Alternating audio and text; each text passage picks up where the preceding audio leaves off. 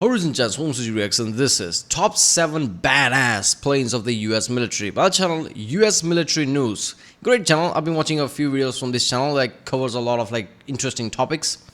This is as interesting as it can get. Top 7. Okay, how many badass planes are there in the US military that you have to say this is top 7? Any one government is like, okay, we have this one or two planes, we have three planes, okay, let's say older and combined with newer, we have 5 good planes. US military is one of the very few, if not just the only one, who can just say this is the top 7, because god knows how many there are. So I don't know, let me think. F-35, F-22, F-16, F-15EX, A-10 Warthog, I'm guessing. I don't know besides that. There you go. Obviously this is based on the very limited knowledge I have of watching recently just military videos that I've been watching past few months. Yeah, I mean, my channel is there is no one theme. It's sometimes I watch history videos, video game videos, just any general videos. And in past few months I've been watching a lot of military videos as well. So if you haven't seen those, check out the link in the description. I guess that's where you find it. I guess best way to check is end of the video end card. And yeah.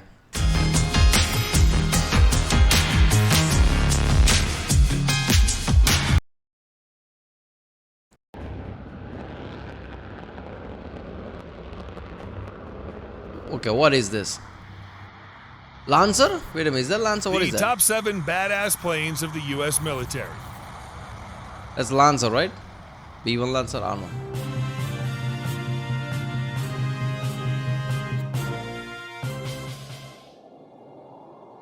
There is little in the world that can match the simultaneous awesomeness and mystery of a badass plane. A-10. These are the paragon of modern innovation, yet largely pass invisibly above us. They decide battles and wars, yet only a few lucky soldiers get to see them. Oh my god, how the fuck I forgot the AC-130. Of course, that better be in this list. Blah, blah, blah words. Let's look at some incredible machinery.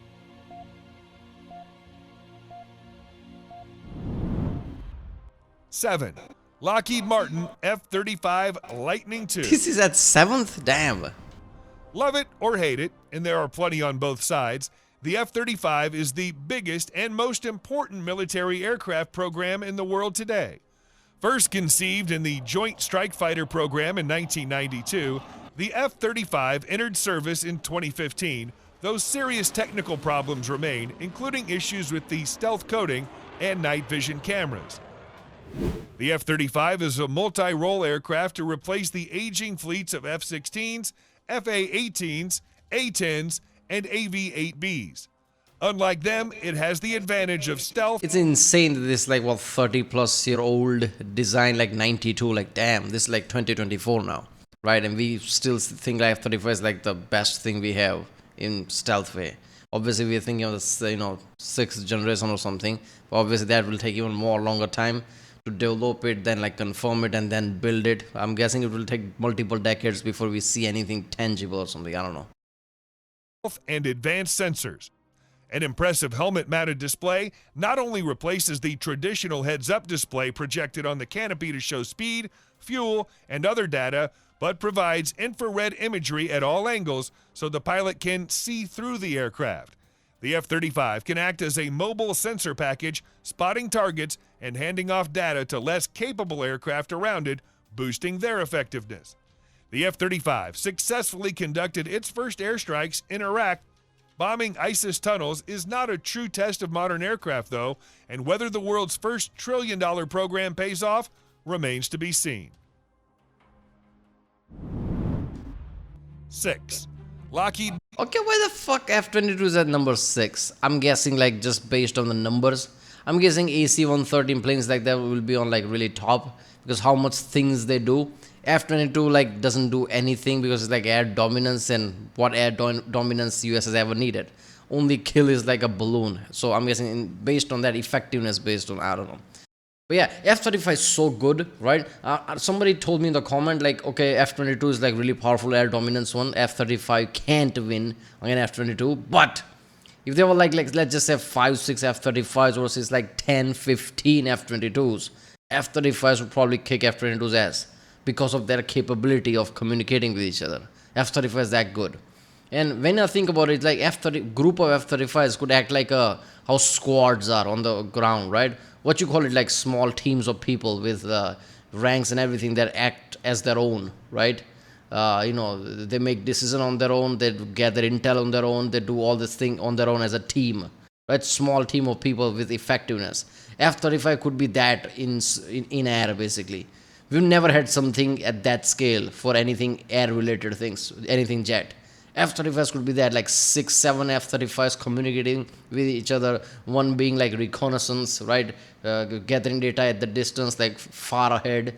Other planes are behind, some planes have like heavyweight weaponry with it. They could act together as like one dominant force. Martin F-22 Raptor.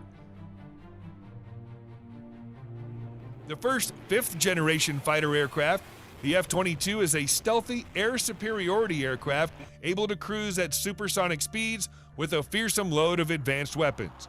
To many, it is still the greatest air-to-air combat vehicle ever devised.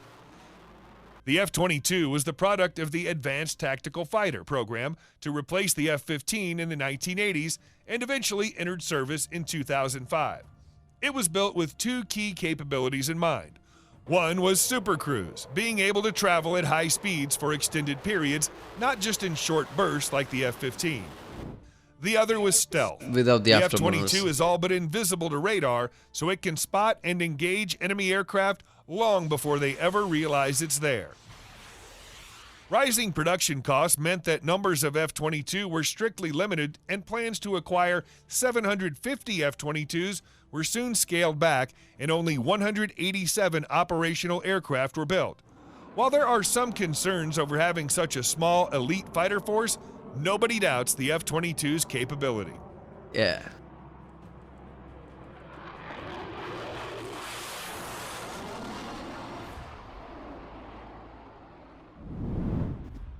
Five, Boeing B-52 Stratofortress. Isn't 64 B1 Lancer years better? after it entered service, the venerable B-52 is the most numerous aircraft in the U.S. Air Force bomber fleet, That's having why. outlasted aircraft meant to replace it. Often called the What I like about this, it's like a literal pipe with wings.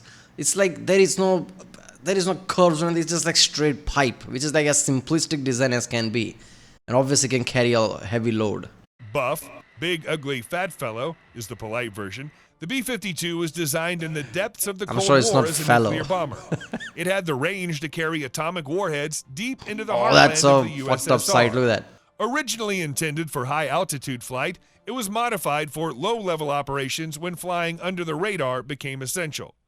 Another shift produced the Big Belly B-52 for conventional bombing, carrying 84 500-pound bombs internally and 24 750-pound bombs on wing pylons. Formations of B-52s wrought havoc in Vietnam with massed raids. The B-52 has a unique arrangement of 8 engines and 4 pods. All attempts to replace these with 4 new engines have been rejected, and a forthcoming upgrade will retain. I like the movies like Star Wars and things still uses like bomber concept like this. The newer ones, even though it was stupid, they were in space. Somehow, bomber was still like dropping below because it got damaged or something.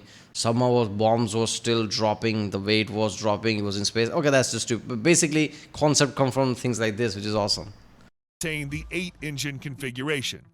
The B-52 is still going strong with no sign of giving up, and some predict it will keep flying for 100 years. 100.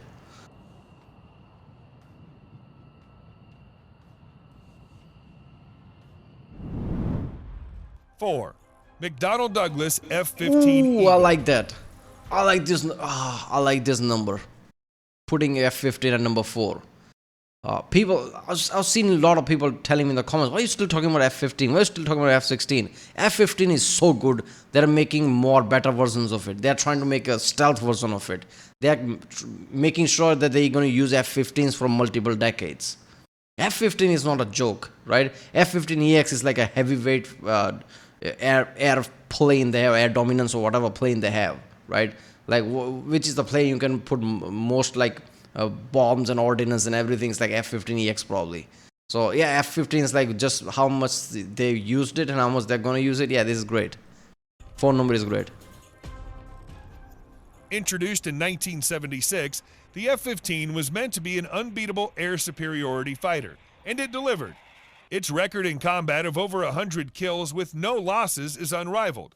The twin engined Eagle combines agility with speed, reaching Mach 2.5 at high altitude. It's equally capable of losing long range AMRAAM missiles guided by its powerful AN APG 63 radar or mixing it up in dogfights with short range sidewinders. The F 15's potential for the ground attack was later exploited in the F 15E Strike Eagle variant. This uses the plane's size and power to haul an impressive load of precision bombs. The basic design has proven so strong that even 40 years on, the Eagle continues to be effective, with the F 15 SE Silent Eagle stealth variant and the F 15X Advanced Eagle threatening to undercut the advantages of more modern aircraft. Yeah. This is insane, man. This plane is insane. 3. Yeah, I always thought of like as a thumb rule what is like the most heavyweight, proper, top dominant air fighter plane. Like, even without the knowledge, I always thought of it as like F-15, right? Because I knew there's F-15. Then I heard of F-35. I didn't even know F-22 was a thing. Like 6 months, like 7 months before, I didn't know much of anything. I just like F-15, F-35, that's only I know. But I knew like F-15 is like one of the best one there is. And it's still true, right? With all the variants and everything. It's like US was trying to fight a mythical plane that didn't exist. Foxbat, which was like interceptable. They thought it's an air superiority plane, which didn't exist. And they tried to beat that and did beat that. Of course, they came up with something insane. Rockwell B-1 Lancer. Ooh, Lancer is at third. More commonly known as the Bone from B-1, the B-1 has battled through a storm of criticism and program variant, cancellations to become a key element of the U.S. Air Force's strategic bomber force. Conceived in 1970 as a Mach 2 high-altitude nuclear bomber to replace the B-58 Hustler and B-52, the B-1 was canceled in 1977 but resurrected in the 80s due to delays in the more advanced B-2 Spirit. I mean, look, B2 is great, right? B2 with stealth and everything. But if you don't want to think about stealth, this thing is insanely fast, carries a way too heavy load, much heavier than B-52 and everything. It's like F-15 equivalent of bombers, let's just say. The new version was optimized for low-level, under-the-radar incursions at subsonic speeds. The B-1 has a combat radius of 3,000 miles without refueling and carries a phenomenal 125,000 pounds of bombs, the most of any bomber. After the START agreement of 1995, the B-1's nuclear capability was removed and it was retasked as a purely conventional bomber. Equipped with the sniper targeting pod, the B-1 was able to carry out precision strikes in Iraq, and more recently it acted as an aerial cruise missile carrier in strikes against Syria.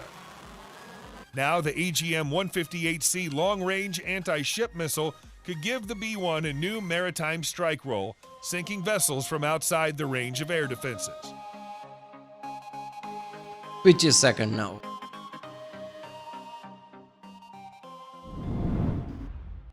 Two, Lockheed C-130 Hercules. Or AC-130, same thing, I'm guessing. In service since 1956, the four-engined C-30, or Herc, is still the definitive rugged tactical transport. It is operated from unpaved runways in every theater of operation from Vietnam onwards. The AC-130 gunship version, aka Spooky, mounts an array of weapons including a 105mm howitzer, the biggest gun on any modern aircraft, This is an as well as insane plane, rapid-firing man. 40mm and 25mm cannons. In 2017, the C-130 took on an unlikely new role, dropping the outsized Moab, Massive Ordnance Air Blast, or Mother of All Bombs, the largest bomb ever used in action, on an ISIS tunnel complex in Afghanistan. It may be an old plane. Outside of nukes, obviously. So, yeah. I like how US is, when Mass Effect game came out, everybody, even the scientists said that this is like the most probable looking game. Not that because aliens and all that shit is realistic.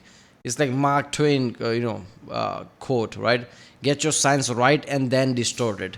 Mass Effect was great at that. People saw all the like solar system and everything was like perfect.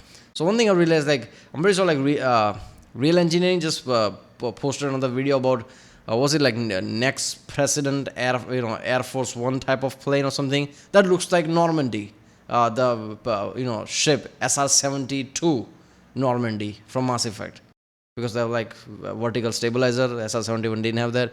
I don't know why I know that. That's just okay. That's how much I like the game. So that looks like basically Mass Effect Normandy, and that's like future plans of like Air Force One or something. That's insane. This thing also looks like some of the ridiculous planes that like Quarians and everybody in Mass Effect used to bomb Reapers or something, right? Hovering in space. Space. This is like air. That's space, and just bombing the shit out of it. That's what AC-130 is. Howitzer and everything. It's such an OP thing.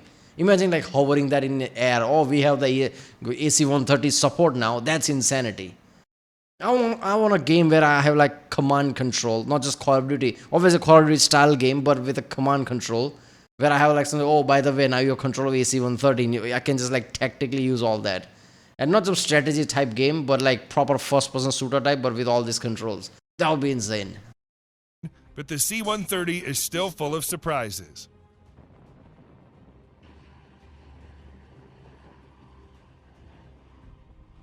Which is the first one now?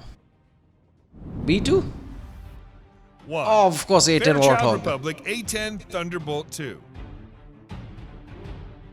Better known as the Okay, isn't this bold? I mean, I know there are people who like claim the A10 is like one of the best thing ever, especially for the ground support. But people on the ground would say that like, okay, A10 is the best sound you can hear or whatever, right? But there are people like Laserpig and something. I'm pretty sure I've seen a recommended video from Laserpig or something on homepage. The A10 Warthog sucks. People are saying A10 Warthog has these problems. A10 Warthog is being discontinued now. Putting that number one, like I'm pretty sure like is this going to be polarizing thing? People like, oh, definitely number one. Or someone like, come on, it's not number one. I'm guessing that would be the case. Warthog for its looks. The A10 is a slow, low-tech aircraft weighed down by armor plate and armed with a giant gun. It looks more steampunk than 21st century. But the A-10 is a battle-proven veteran that's won the hearts of the foot soldiers it supports, if not Air Force generals who have repeatedly tried to retire it. The A-10 was introduced in 1977 as a straightforward tank buster to prevent massed Soviet armored divisions from overrunning Europe. It would survive by staying low, executing brief pop-up attacks, and with built-in protection, including a titanium bathtub that encloses the pilot, proof against 23mm anti-aircraft cannon fire. For armament, in addition to a respectable bomb load, the A-10 has the mighty 30mm GAU-8 Avenger, a 7-barrel Gatling gun firing 70 armor-piercing rounds a second. The cannon takes up 1/6 of the A-10's weight. Credited with destroying 987 Iraqi tanks in the 1991 Gulf War and doing more damage to Iraqi ground forces than all other Allied aircraft combined. The A-10 has since been upgraded to deliver smart bombs and remains the close support aircraft par excellence. I mean, yeah.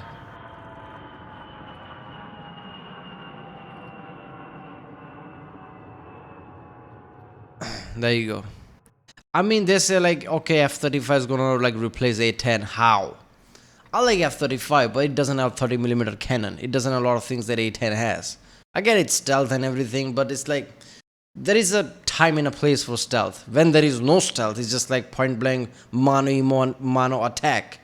You're gonna need A-10. So I don't know why they're discontinuing that. I'm guessing they're gonna bring that back, right? How they bring that? What is the A117?